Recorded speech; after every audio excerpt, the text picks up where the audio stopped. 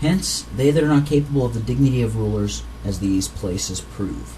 Ergo, against this it is objected, that Paul did apply this character to the tyrannical high priest Ananias, whom, after he had abjurated for manifest injustice, he honors without apology, that he wist not that he was the high priest, for it is written, Thou shalt not speak evil of the ruler of thy people, Acts 23, verse 5. Answer, though all should be granted that is in this objection, yet our argument would not be enervated. For grant we should not speak evil of tyrants, that does not evince that we should hold them as rulers. For we should bless our persecutors, Romans 10, verse 14, and speak evil of no man, Titus 3, verse 2. That does not say we should hold every man or our persecutors to be rulers. The meaning must be, he knew not that he was the high priest, that is, he did not acknowledge him to be either high priest or ruler. He could acknowledge or observe nothing like one of that character in him. For as the high priest's office was now null and ceased, so this Ananias was only a usurper of the office in place of Ismael and Joseph, who had purchased it by money, and Paul had learned from his master Gamaliel, Tamid of the Sanhedrin, that a judge who hath given money for purchasing this honor is neither a judge nor to be honored as such, but to be held in place of an ass. And it was common among the Jews to say, if such be gods, they are silver gods, not to be honored, as is quoted by Poole's Synopsis Prelatical, etc., on the same place.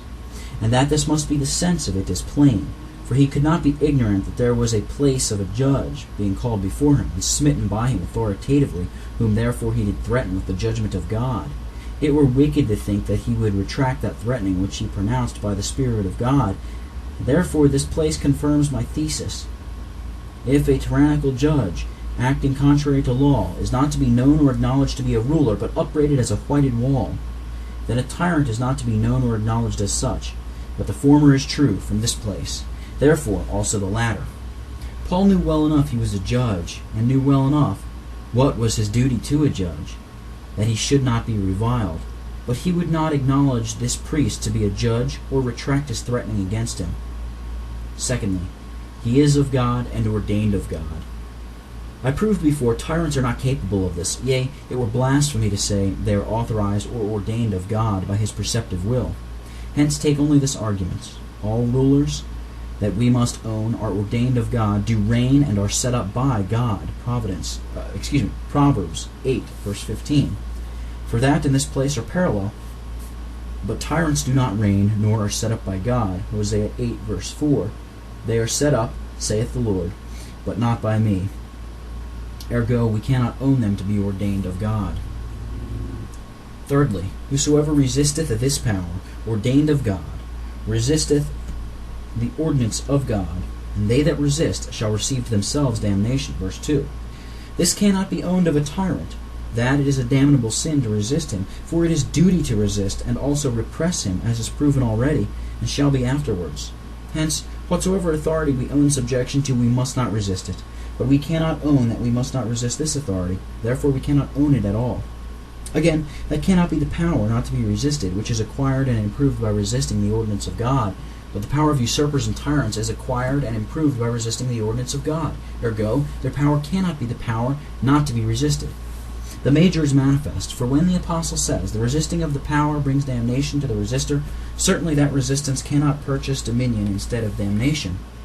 And if he that resists in a lesser degree be under the doom of damnation, then certainly he that does it in a greater degree. So as to complete it, in putting himself in place of that power which he resisted, cannot be free. The minor is also undeniable, for if usurpers acquire their power without resistance forcible and sensible, it is because they that defend the power invaded are wanting in their duty. But however morally the tyrant or usurper is always, or in contrary order to a lawful power. Fourthly, rulers are not a terror to good works, but to the evil, and they that do that which is good shall have praise of the same. Verse 3. This is the character and duty of righteous magistrates, though it be not always their administration. But an usurper and tyrant is not capable or susceptible of this character, but on the contrary is and must be a terror to good works, and a praise to the evil. But he that must be a terror to them that would secure their rights and liberties in opposition to his encroachments, which is a good work, And he must be a tutor, patron, or protector of such as encourage and maintain him in his usurpation and tyranny, which is an evil work. And if he were a terror to the evil, then he would be a terror to himself and all his accomplices, which he cannot be. Therefore, that power which is not capable of the duties of magistrates cannot be owned, but the power of tyrants and usurpers is such. Ergo, we find in Scripture the best commentary on this character, where the duties of a magistrate are described. They must justify the righteous and condemn the wicked. Deuteronomy 27, verse 1. They must, as Job did, deliver the poor that cry, and put on righteousness as a clothing, and be eyes to the blind, and feet to the lame, and a father to the poor, and break the jaws of the wicked. Job 29, verse 12 and 17. Their throne must be established by righteousness. Proverbs 16, verse 12. A king sitting on the throne of judgment must scatter away all evil with his eyes. Then mercy and truth will preserve him, and his throne is upholden by mercy. Proverbs 20, verses 8 and 28. But tyrants have a quite contrary character. The throne of iniquity frames mischief by a law and condemns the innocent blood. Psalm 94, verses 20 and 21. They judge not the fatherless, neither doth the cause of the widow come unto them. Isaiah 1, verse 23. They build their house by unrighteousness, and their chambers by wrong, and use their neighbor's service without wages. Jeremiah 22, verse 13. They oppress the poor and crush the needy. Amos 4, verse 1. They turn judgment to gall and the fruit of righteousness to hemlock, and say, Have we not taken horns to us by our own strength? Amos 6, verses 12 and 13. These contrary characters cannot consist together. Fifthly, he is the minister of God for good, verse 4.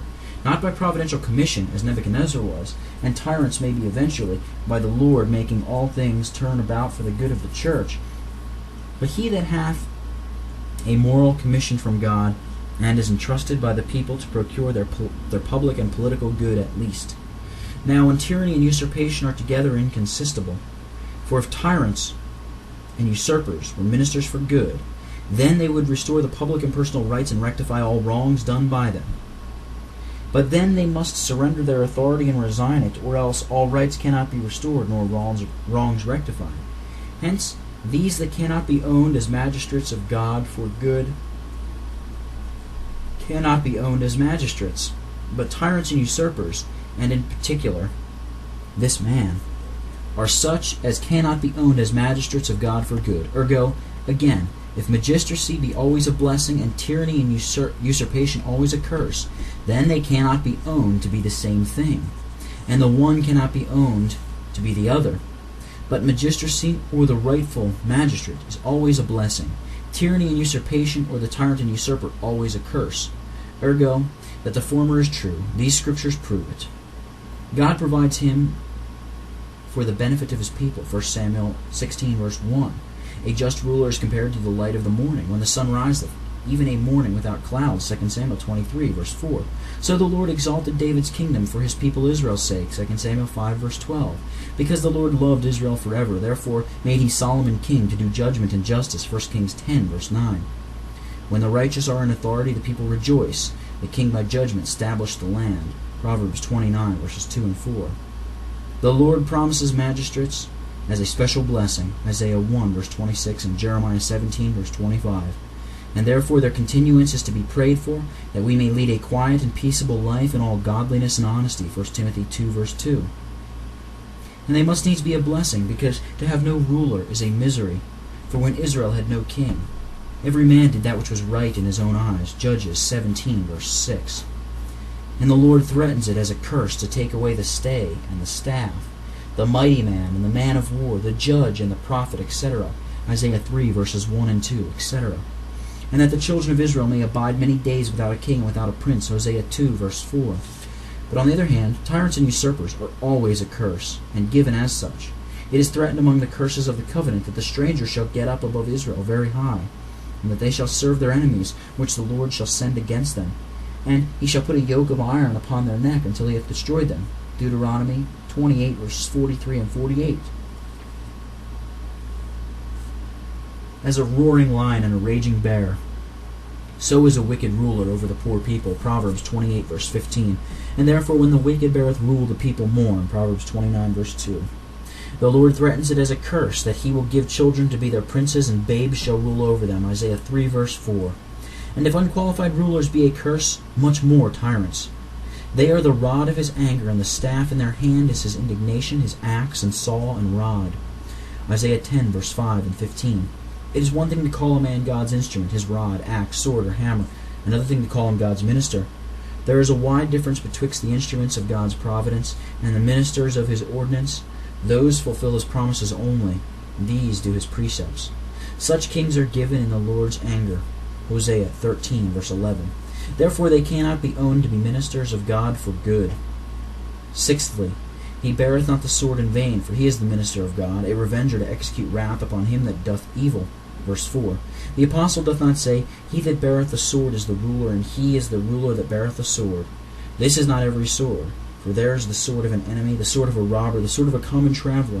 But this is a faculty of political rule and authoritative judgment. It is not said, he takes the sword, as the Lord expresses the usurpation of that power. Matthew 26, verse 52. But he beareth the sword, hath it delivered him into his hand by God, by God's warrant and allowance, not in vain, to no end or without reason, or without a commission, as Parius upon the place expounds it. He is a revenger to execute wrath, not by private revenge, for that is condemned by Paul before in Romans 11, verse 19, not by providential recompense, for when a private person so revengeth, it is the providential repayment of God, but as God's minister, by him authorized, commissionated, and warranted to this work. Now this cannot agree with the tyrant or usurper, whose sword only legitimates his scepter, and not his scepter his sword, who takes the sword rather than bears, and uses it without reason or warrant from God, in the execution of his lustful rage upon him that doeth well, and hath no right to it from God. Hence he that beareth the sword no other way but as it may be said of a murderer cannot be a magistrate bearing the sword, but a tyrant and usurper beareth the sword no other way but as it may be said of a murderer. Ergo, so much for the characters of a magistrate, which are every way inapplicable to tyrants and usurpers, and as inapplicable to this of ours as to any in the world.